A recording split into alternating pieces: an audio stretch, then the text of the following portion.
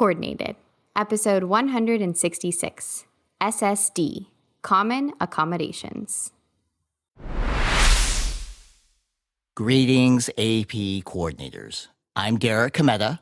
And I'm Rachel McBride, and you're listening to Coordinated, the podcast for AP coordinators.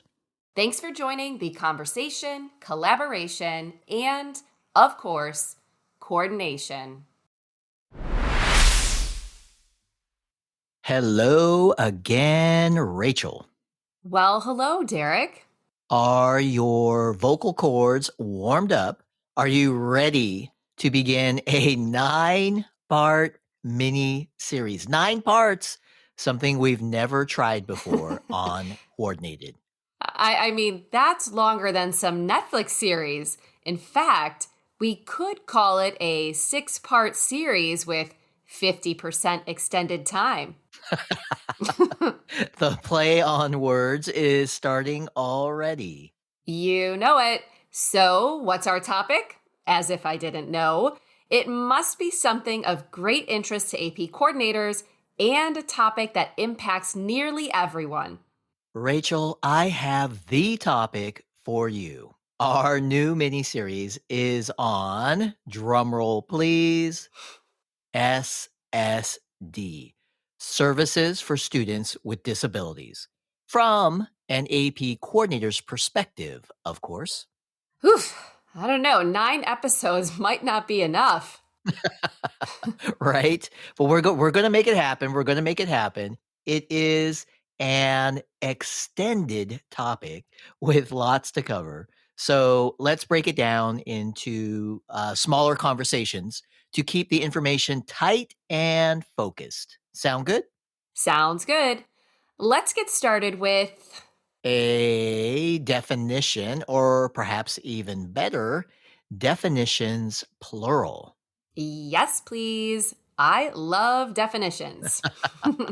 So today we are going to talk about quote unquote common SSD accommodations.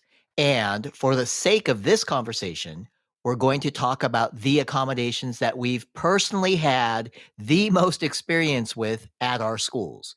Those accommodations are extended time, extra breaks, extended breaks, and breaks as needed. Rachel, I need a quick break. Can you please tell us about extended time? Sure thing. With an accommodation for extended time, students can receive either time and 1/2 or double time. That's an additional 50% or an additional 100% extended time to complete their AP exam. What about extra breaks? Extra breaks is another common accommodation. Students approved for extra breaks are to be given 5 minutes between the portions of the exam that do not already have scheduled breaks. And on that same note, there is a separate accommodation for extended breaks. Not to be confused with extra breaks. Right. So students approved for extended breaks should be given twice the time of regularly scheduled breaks. And students approved for extra and extended breaks should be given twice the time of regularly scheduled and extra breaks. And just to test everyone's listening skills, we also have breaks as needed. Some medical conditions require unscheduled breaks for students. So when a student is approved for breaks as needed, they may break during any section of the exam. A 10-minute break is usually sufficient. However, if a student requests additional time, the proctor should grant the request within reason. The break time does not count toward testing time. Whew. We are just getting started, and I already need another break. Just kidding. Okay, now that we have laid a little foundation, here's my question, Rachel. How do accommodations such as these impact your role as AP coordinator, specifically as you prepare for testing? Good question. In a nutshell, I plan for extra testing rooms and extra proctors. That's the main impact on preparation for testing day. I also want to clearly understand and ensure my proctors clearly understand how to administer these exam sessions and the subtle differences between the accommodations. Breaks as needed, extended breaks, and extra breaks can easily be mixed up. Understandable. So, what is the plan? Can you share some steps to help ensure exam administration goes smoothly? Absolutely. First, I work with the SSD coordinator at my school. Sometimes the AP coordinator is also the SSD coordinator. I used to be both, but now the SSD coordinator is a colleague of mine and I am so grateful for her. So, the SSD coordinator and I come up with a plan to ensure that everyone who is eligible to apply for accommodations has the opportunity. The deadline for submitting a request was back in January. However, if there are any requests from students or parents after that, we still submit them. Despite being after the deadline, they may be approved in time for testing. Also, since I am not the SSD coordinator at my school, I sit down with my SSD coordinator and compare lists. And that means mm, lists. Wait, when you say list, I'm assuming your list comes from AP registration and ordering. And And the SSD coordinator's list comes from SSD Online. We double check those two lists. It's important to double check which students have accommodations and what their specific accommodations are. how about some best practices? Wow, okay, there are a few things that immediately come to mind. Students with the approved accommodations that we're highlighting in this conversation must be in a separate testing room from those students who do not have accommodations. We cannot have the proctor reading instructions to some students while others are testing. Everyone in the testing room must follow the same timing and proctor instructions. That's a great point. I will add, or maybe I should say that I'll extend the point by mentioning that we can group students who are taking the same exam subject with the same accommodation together. That sounded really confusing. What I'm trying to say is this, Rachel. If you have 5 students for AP US history, and those same 5 students are all approved for 50% extended time, well, in that case, all 5 students can be in the same testing room with the same proctor. And there's more. Students with extended time accommodations do not have to use the entire extended time. However, they must use at least the standard time. So, if the standard time is 1 hour and they have 50% extended time, they can use up to 1.5 hours.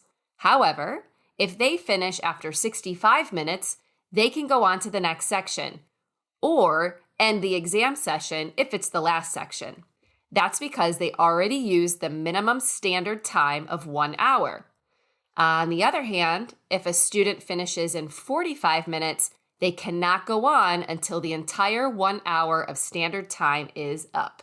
And if more than one student is testing in that room, students may not move on to the next section or be dismissed if it is the last section until everyone has completed that section. Again, everyone in the testing room must be on the same timing schedule, which is why they are in a separate room to begin with. Anything else? Actually, and bear with me, I do have one more. Since most of these extended time testing rooms will probably have only one proctor, make sure you have a way to give breaks to the proctor as well. These students could be testing for 4.5 to 6 hours, perhaps even missing lunch, and that's a long time. So, I like to make sure I remind the student to bring additional snacks to have during the break, or perhaps even their own lunch if it's a morning exam. Providing healthy snacks is never a bad idea if that's a possibility. That is an excellent point. Some coordinators have amazing colleagues who run over to the cafeteria to pick up a lunch for the student if they are on a free lunch program as well. That is first class AP coordinator service. All part of the job, Derek. It's all about supporting our AP students. It is. Sounds like it is also summary time. Let's hear it. 1. Several of the more common accommodations require students with those accommodations to test in a separate location with a separate proctor. 2. Students with the exact same accommodation may test in the same testing location together for the same exam.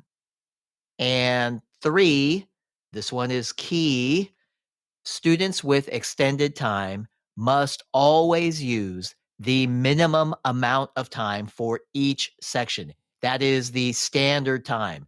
However, they are not required to use all of their extended time.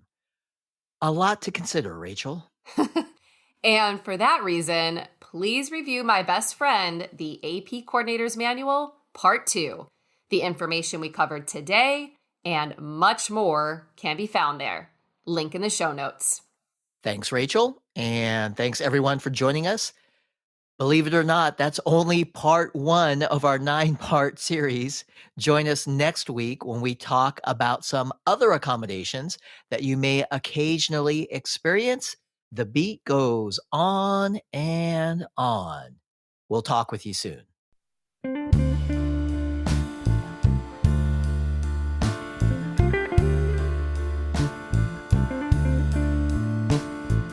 Coordinated is presented by the AP program and the AP Coordinator Experience team. We thank Jackie Ray for our theme song, Good as Gold. Jackie is a former AP Music Theory student at Oakton High School in Vienna, Virginia. Additional vocal support by myself, Carly Suge, AP Coordinator at Costa Mesa High School in Southern California. AP coordinators, we cannot say it enough. Thank you. Thank you. Thank you. We appreciate you. And for all your support of AP students, you are truly good as gold.